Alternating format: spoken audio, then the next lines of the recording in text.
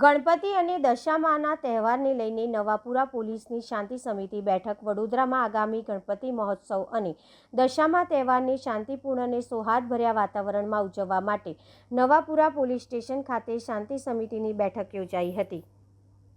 ACP Ashok રાઠવાના અધ્યક્ષસ્થાને યોજાયેલી બેઠકમાં વોર્ડ નંબર 13 અને 14ના કોર્પોરેટરો, વિવિધ ગણપતિ મંડળોના પ્રતિનિધિઓ તેમજ વિસ્તારના આગેવાનો ઉપસ્થિત રહ્યા હતા।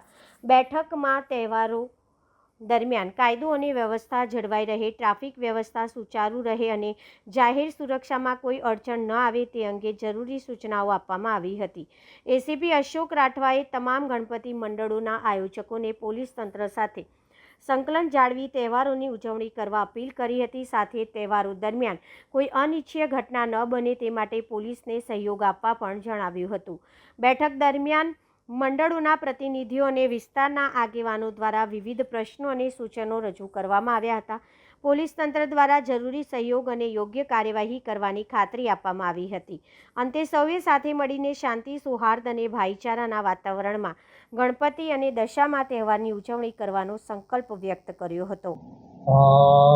આગામી સમયમાં શહેરમાં મહત્વના તહેવારો ઉજવવામાં આવશે અને એમાં કરીને જે દશામાનો તહેવાર છે કે દશામાના વ્રતની અહીંયા ઉજવણી કરવામાં આવે છે અને નેક્સ્ટ મંથમાં જે સપ્ટેમ્બરમાં છે એ ગણપતિ આગમન યાત્રા છે। ગણપતિ જે ગણેશ ચતુર્થી અને ગણપતિનો જે તહેવાર છે આપણે ત્યાં હર્ષોલ્લાસથી ઉજવવામાં આવે છે।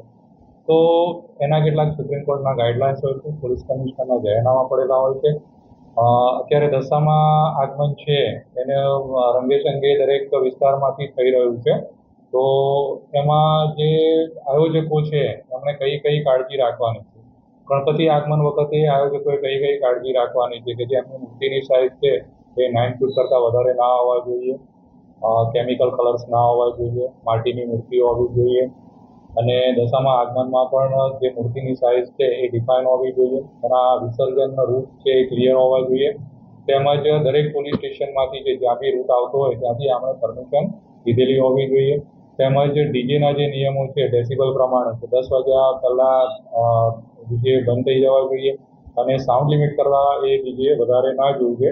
એ સંદર્ભે અત્યારે દશામાના આયોજકો છે તેમજ ગણપતિના આયોજકો છે એમને બ્રીફિંગ કરવા માટે એક મિટિંગનું આયોજન કરવામાં આવ્યું છે।